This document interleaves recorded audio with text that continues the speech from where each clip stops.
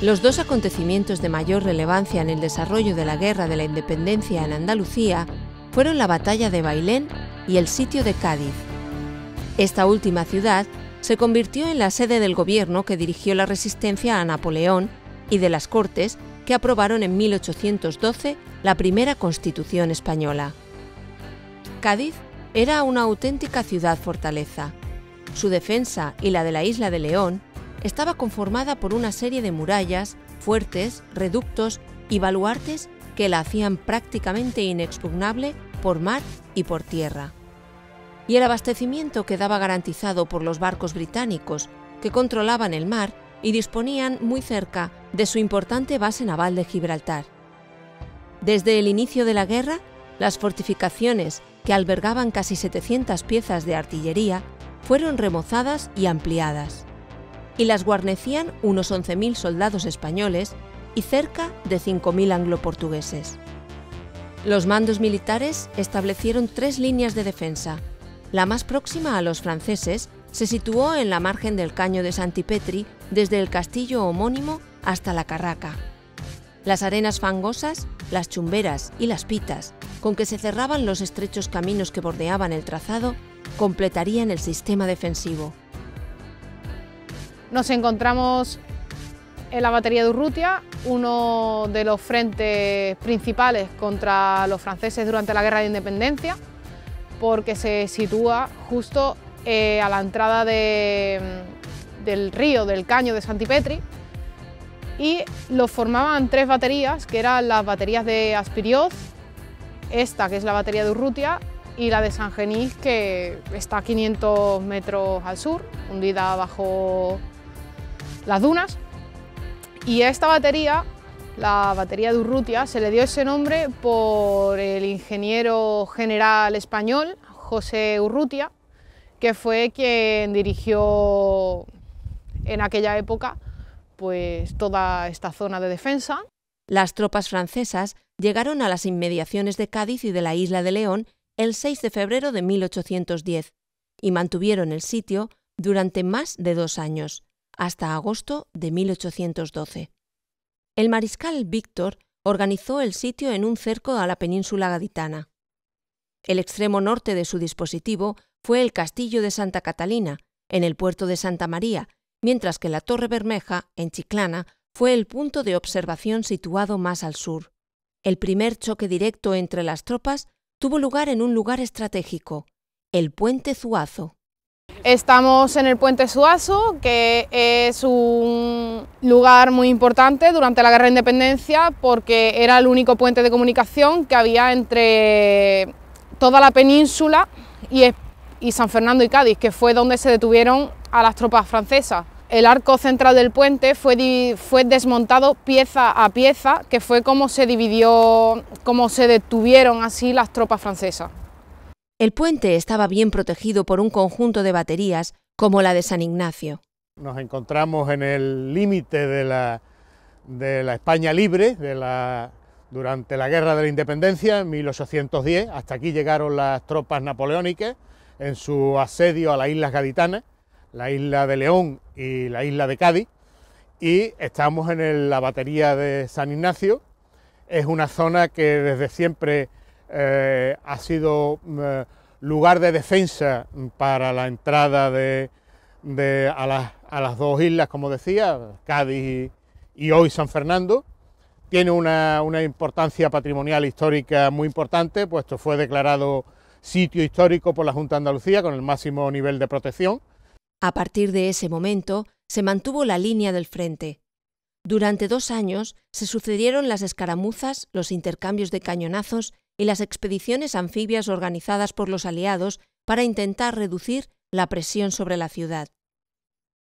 Los franceses diseñaron obuses con un gran alcance, los Villantois, cuyos disparos llegaban a la mayor parte del casco urbano de Cádiz, si bien produjeron pocas víctimas y daños materiales. La ciudad resistió y en ello las mujeres también jugaron un papel relevante. Estamos justamente ante la fachada de lo que entonces era el Hospital de Mujeres de la ciudad, que es un edificio que se construyó en la primera mitad del siglo XVIII. Es un lugar emblemático para el sitio y sobre todo para la historia de las mujeres en su relación con el conflicto, porque ahí tuvo lugar la primera reunión y por tanto la puesta en escena de lo que fue la sociedad o la Junta de Damas de Fernando VII. Es una sociedad que se crea justamente para crear un cuerpo patriótico de damas. Hay, por así decirlo, tres procedencia de damas, ¿no? para conformar esta sociedad. Una parte viene de la antigua Junta de Damas de la Matritense de Madrid, que en alguna parte, claro, cuando llega Napoleón, cuando impone a su hermano José Bonaparte, pues una parte huye, toma bando, toma partido, y finalmente, siguiendo el recorrido de las tropas, pues primero en Sevilla, pero después terminan refugiadas en Cádiz. Este es el caso, aunque pasa primero por Murcia, de la que va a ser su presidenta, que es la marquesa de Villafranca, Tomasa Palafox y Portocarrero. Hay un segundo grupo de señoras también refugiadas en la ciudad que proceden de otros lugares de la península, como es Engracia Coronel, la que se atribuye precisamente el origen de la idea y que procede de Málaga. Y finalmente hay mujeres de la propia sociedad gaditana, de la burguesía gaditana y de la nobleza gaditana, como por ejemplo la marquesa de Casarábago y su hija, en el otoño de 1811, cuando tiene lugar aquí la primera reunión, ¿no? Donde bueno, la marquesa de Villafranca pues, expone un discurso donde explicita los objetivos de la sociedad, ¿no? Ahí lo que viene a decir, y es el sentir de todas, es que se constituyen madres simbólicas de los ejércitos, y sus antiguas labores de beneficencia en la Matritense pues la van a convertir en acciones patrióticas, ¿no? Dando una dimensión ya política, ¿no? Y eso es muy interesante para las que trabajamos la historia de las mujeres. A comienzos de 1811, los aliados emprendieron la operación más importante para intentar levantar el cerco. Más de 12.000 soldados, la mitad españoles y el resto británicos y portugueses, dirigidos por los generales La Peña y Graham, salieron de Cádiz y desembarcaron en Tarifa y Algeciras, a retaguardia de los acantonamientos franceses. El 5 de marzo de 1811 tuvo lugar la batalla, centrada en la playa de la Barrosa y las Lomas y Torre del Puerco, en las proximidades de Chiclana. Estamos delante de la Torre Bermeja, que era una de las torres medievales que valían o que servían para la señalización ante la llegada de los piratas, y es del siglo XVI. Pero en este suelo se desarrolla en 1811, en marzo, una de las situaciones o de las batallas más cruentas de la Guerra de la Independencia, donde el ejército español, conformado por ingleses, portugueses, incluso alemanes, batallaron con el ejército francés. En aquel momento las tropas venían desde Tarifa, el ejército español, y al llegar aquí unas se dividen a través de la playa buscando la otra torre, que se llama Torre Bermeja, a 5 kilómetros de aquí, mientras el general Graham con los ingleses van por una zona de pinar que está un poco más adentro. Los franceses en ese momento aparecen por la retaguardia, venían desde la derecha y van a atacar contra los ingleses. ¿Qué sucede? Que los que iban para la Torre del Puerco vuelven y Graham ataca directamente al ejército francés él solo. Las dos divisiones francesas del mariscal Víctor fueron derrotadas. Un regimiento perdió su águila. Sufrieron más de 2.000 bajas y varios cientos de prisioneros. Las tropas aliadas no bajaron de 1.500, entre muertos y heridos, principalmente británicos. Sin embargo, las desavenencias entre La Peña y Graham, acerca de las órdenes recibidas y las acusaciones del general escocés sobre el escaso apoyo prestado por los españoles, provocaron que, a pesar de la retirada francesa, la batalla de Chiclana resultase en tablas. las tropas de Víctor lograron rehacerse y volvieron a ocupar sus posiciones. La memoria de la batalla de Chiclana tuvo su primer impulso en 1815, cuando una Real Orden creó una medalla condecorativa para los que combatieron en la jornada del 5 de marzo de 1811. En 1914, un Real Decreto restableció su acuñación como medalla conmemorativa. Sin embargo, los mayores esfuerzos en su recuerdo en el espacio público se darían durante el Bicentenario. En ese momento se colocaron placas, bustos y monumentos en los escenarios más significativos de la batalla, como la Casa del Coto, la Torre Bermeja o la Torre y Loma del Puerco. En parte, estas iniciativas partieron de la Asociación Pro Fundación Batalla de la Barrosa. En los alrededores de este punto se dio el hecho más conocido de la Batalla de la Barrosa, desde luego el hecho más conocido en Inglaterra. Hay que tener en cuenta que al general Graham casi se le considera como un Nelson en el mismo Londres y en el mismo Inglaterra. Aquí consiguieron los ingleses quitarle el primer águila imperial a las tropas francesas, y eso fue un hito histórico que todavía se realza sobre todo por el ejército inglés. Con motivo de ese realce es aquello que en el 2019 los descendientes del 87 regimiento irlandés de fusileros vinieron y colocaron aquel monumento en memoria de aquellos que murieron en aquella cruenta batalla. El monumento que también vemos a mi derecha, que es un documento a la tragedia, a la muerte, a lo que aquí realmente sucedió, fue a iniciativa del excelentísimo ayuntamiento que en el año 2003 se celebraba el 7º centenario de la fundación de la ciudad, realizó una serie de puntos que le llamaba mágicos, más bien históricos, donde aquí se edificó este monumento que así consta para la posteridad y que tiene su leyenda traducida a los 4 idiomas, el español, el alemán, el francés y el inglés. Este combate también está presente en la iconografía. La representación más conocida es el cuadro de Lejeune. En la obra que pinta Louis-François Lejeune en 1822, apenas 11 años después del hecho, nos muestra el campo de batalla en la villa de Chiclana, en un llano enmarcado bajo la loma de la Torre del Puerco y junto a la playa de la Barrosa. Especialmente llamativos son las escenas de primer plano en la obra de Louis-François Lejeune, donde vemos algunos soldados caídos en la batalla, también soldados y caballería que han perecido en el enfrentamiento, y un personaje especialmente relevante que es el de la vivandière Catherine Valland, que es la que suministra de agua y alimento a la primera línea de batalla, mostrando efectivamente cómo la mujer también participa en las batallas de la Guerra de Independencia Española y que rara vez la historiografía nos la muestra. El resultado de Chiclana coincidió con la caída de Badajoz y Tortosa en manos francesas, por lo que las tropas napoleónicas reemprendieron el sitio de Cádiz con más decisión. Sin embargo, la ciudad resistió por la disposición de sus defensas, la ayuda inglesa y las limitaciones técnicas de la artillería francesa. Finalmente, la victoria de Wellington en los Arapiles, cerca de Salamanca, en julio de 1812, supuso que el rey José Bonaparte abandonase Madrid. El mariscal Soult se vio obligado a retirarse de Andalucía y el 24 de agosto levantó el cerco de Cádiz. Durante el tiempo que duró el sitio, la capital gaditana protagonizó la aprobación de la Constitución de 1812, un texto político que alcanzaría enorme repercusión en Europa y América.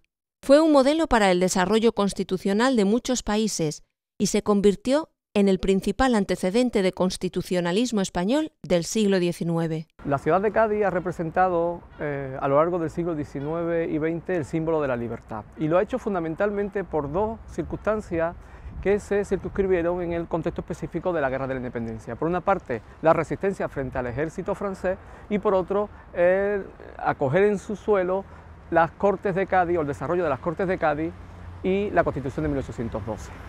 Ambos fenómenos, que están intrínsecamente relacionados, sin embargo han tenido un tratamiento posterior muy dispar, muy diferente. Este tratamiento, que se corresponde en buena medida también con los distintos contextos histórico-políticos que se dieron a lo largo de la contemporaneidad, ha hecho que fundamentalmente la atención se haya prestado hacia las Cortes y la Constitución, de tal forma que el asedio de Cádiz ha tenido una menor atención. En ese contexto tendría lugar la primera exaltación de los valores de la Constitución, con la creación de una medalla conmemorativa en 1812. En etapas posteriores se sumarían nuevas acuñaciones de medallas. No sería sino hasta 1905 cuando las autoridades locales impulsase un programa, o al menos preparase la celebración del centenario. Esto, en todo caso, no tomaría ya su cuerpo definitivo hasta 1908-1909, donde, entre otros, las figuras de Cayetano del Toro había previsto no solamente que se recuperase o al menos se rehabilitase el oratorio de San Felipe Neri, que se crease un museo específico que recordase tanto el sitio como las Cortes, y también la erección de un monumento. El espacio urbano de Cádiz acogió poco a poco muestras de reconocimiento hacia algunas figuras destacadas. En 1855, el ayuntamiento colgó una placa en homenaje a Agustín de Argüelles por su labor en la redacción de la Constitución. En 1910 se descubrió una placa en memoria de los diputados doceañistas. En ella se mencionaba, de manera especial, a José Mexía Lequerica, parlamentario ecuatoriano representante de Nueva Granada, quien, como indica su inscripción, había sido un insigne orador de aquellas Cortes. La conmemoración 1910 se centró fundamentalmente en San Fernando, coincidiendo con la efeméride de la apertura de las Cortes. Sin embargo, a partir del siguiente año ya se trasladó esa celebración a la ciudad de Cádiz. En 1912, donde se dieron los acontecimientos más significativos en este sentido, la celebración se dividió en dos momentos clave. Por una parte, el mes de marzo, donde se llevó a cabo la celebración desde el punto de vista local, y en una segunda, en el mes de octubre, donde estaban recogidos o donde se impulsaron fundamentalmente, donde se desarrollaron fundamentalmente los acontecimientos desde el punto de vista de la celebración estatal. Entre tanto, se dieron también algunas circunstancias clave, como por ejemplo la conmemoración del levantamiento del sitio francés el 25 de agosto de 1912. La iniciativa para levantar un monumento en homenaje a la labor de las Cortes y al sitio se retrotrae a marzo de 1812. En ese momento, las autoridades de Cádiz van a presentar a las Cortes la posibilidad de levantar un monumento en homenaje a esta circunstancia. Esto será aprobado a final de mes, sin embargo, habría que esperar un siglo para que el proyecto tomase cuerpo definitivo. En 1910 se creó una Junta Nacional del Centenario que, en combinación con una Junta Local subsidiaria, estaría encargada de organizar los actos festivos de 1912. En aquel año se llevó a cabo un variado programa conmemorativo, parte del cual se desarrolló en las fiestas estatales del mes de octubre. Por entonces, en la fachada del oratorio de San Felipe Neri, se descubrieron una serie de placas conmemorativas que habían sido donadas por los centros españoles en América, ayuntamientos y corporaciones que estaban representadas en el movimiento doceañista. Durante el Bicentenario, el oratorio de San Felipe Neri volvió a recuperar ese papel protagonista como lugar de memoria. Fue rehabilitado a partir de 2007, se reinaugura en el 2012 y vuelve a acoger buena parte de estos actos que se impulsaron en recuerdo y en conmemoración de las Cortes, de la Constitución y del sitio de Cádiz 200 años después. En 1912 se inauguró el Museo Iconográfico e Histórico de las Cortes y sitio de Cádiz, que custodia muchos objetos relacionados con el asedio a la ciudad y la promulgación de la Constitución. Entre las obras expuestas destaca un lienzo de gran tamaño titulado proclamación de la Constitución de 1812. La obra del pintor gaditano Salvador Viniegra se realiza en 1912 para conmemorar el primer centenario de la Constitución de Cádiz de 1812, conocida popularmente como la Pepa, la primera norma española que consagra conceptos como la libertad de imprenta, la separación de poderes o los derechos del ciudadano. En la imagen podemos observar dos grupos diferentes de personas.